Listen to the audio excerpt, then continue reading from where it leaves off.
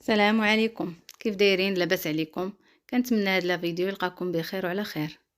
قصة اليوم تاونات المغرب، وبالضبط دوار سكور باب الحيط. قبل 2011 كانت واحد البنت زوينة بزاف في داك الدوار، آية من الجمال. كانت أجمل بنت ديك القرية، سميتها فاطمة. اللي جاي يتقدم ليها كيرفضوا، كيجيو الناس بزاف يتقدموا الخطبة ديالها وكيرفضوا، كيكون رفض منها هي ولا من الوالدين ديالها. حتى جا النهار اللي جا واحد الولد عجبهم وافقوا عليه، تزوج بها، فرح بها بزاف، طار بها بالفرحة، دار ليها العرس. حتى هو من نفس الإقليم، نفس توا من تاونات. مشات معاه فرحان بها، جلست معاه شي عام وشي حاجة، ولدت ليه وليد، طاروا به بالفرحة. ايوا كبر داك الوليد، تقريبا ولات عنده شي عام ونص، عامين. دها للدار ديالهم عند والديها، وهما من اهل زعما كيفلحوا داكشي ديال الفلاحه، الخدمه ديال والديها. ايوا كتمشي عندهم باش تعاونهم شويه وكتجلس معاهم. داها وصلها مع الولد ديالها ورجع بحاله لخدمته، فرحانه مع خواتاتها الصغار حتى هي الكبيره فيهم، وجالسين قدام الباب دايرين كاس كروط، اتاي وداكشي ديالو. والوليد كيلعب قدامهم، كيتمشى، كيطيح وينوض كيتمشى. هو يدوز واحد الولد شافو، سلم عليه باسو، ويقول له هذا ولد فاطمه، كيشبه ليها. شوف سبحان الله العظيم، غير مو، عينين زرقين غير مو، والبيوضه غير مو، سبحان الله العظيم كيشبه ليها. صافي ومشى. دوزو ديك العشيه مزيان بخير وعلى خير. الصباح فاقت الام ديال فاطمه باش تمشي تسقي من البير مع الفجر، تشد النوبه. الماء عندهم قليل تما في تاونات في ديك دوار سكور. هي غادا خارجه والولد خرج من موراها ما شافتوش، خارجه ومشات غادا صافي. وهي مشات ما دات، ما جابت في الولد، خلات الباب محلول، ما زدحاتوش. بلا ما نطول عليكم، ملي رجعات نعست شويه مع ديك 10 9:30، نعست شويه فقدت لديك 11 وشي حاجه. ناضت البنت كتسول على الولد ديالها، كتقلب كتقول لها امي واش ما شفتيش ولدي فينا هو؟ قالت لي لا راه ماشي معايا. قالت لها انا كيسحب ليا، راه فاق الصباح كيسحب ليا فاق وجا نعس حداك. قالت لها لا انا راه مشيت سقيت الماء وجيت نعست، ولكن راه ما شفتوش كيسحب ليا معاك. ناضوا بقاو كيقلبوا كيقولوا زعما غيكون غير خرج غير هنايا، لان داك الدوار اللي ساكنين فيه معروفين، فيه الناس معروفين وباينين. ما يمكنش يكون يمشي لشي بلاصه بعيده ولا يبعد. اسمحوا لي.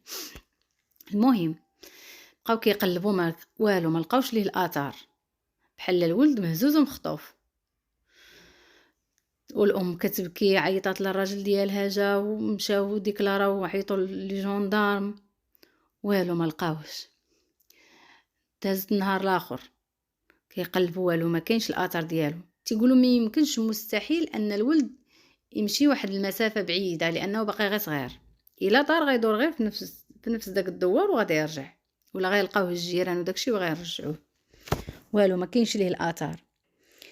حتى جاهم الشيخ ديال القبيله، قال لهم راه عيطوا ليا جوندارم وقال لك اجيو تشوفوا واحد الجثه ديال واحد الوليد لقاوه في الاخر ديال الدوار، بعيد تما حدا شي درك تمايا. ايوا هي هذيك. وشادينو ملي مشاو لقاوه شادينو مغطينو بشي ورق باش ما يبانش.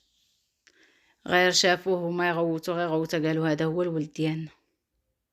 صعيب الحال، كلشي حتى الكبده ديال الانسان، انها شحال وهي فرحانه بالولد ديالها وفي الاخر تلقاه مقتول.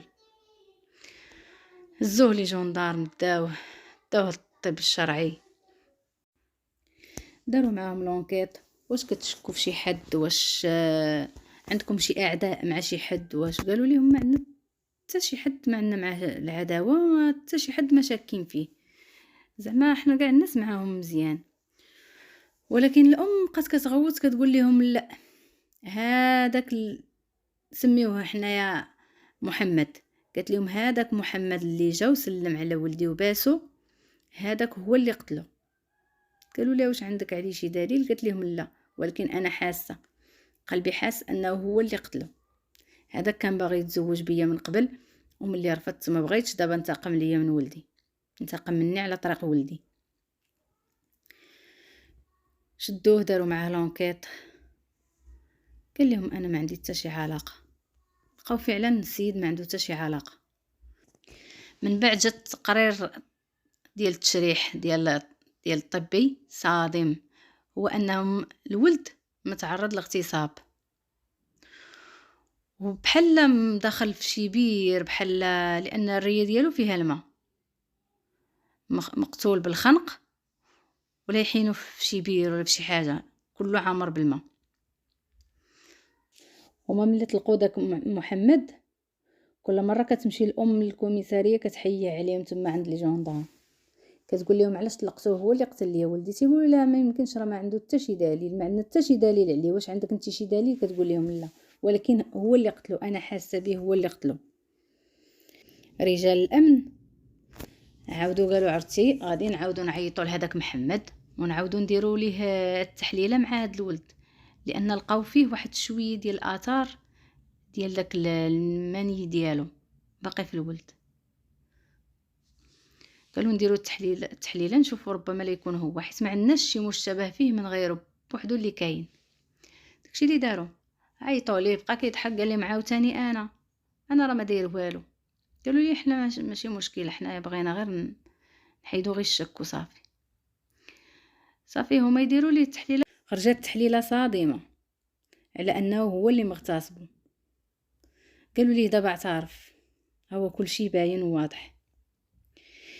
قال لهم انا ما كنتش ناوي نقتلو، ما كنتش ناوي نخطفو، الاختطاف جا غير صدفه. انا قال لهم كنت غادي الصباح، انا بغي نجيب الماء من البير، شد النوبه.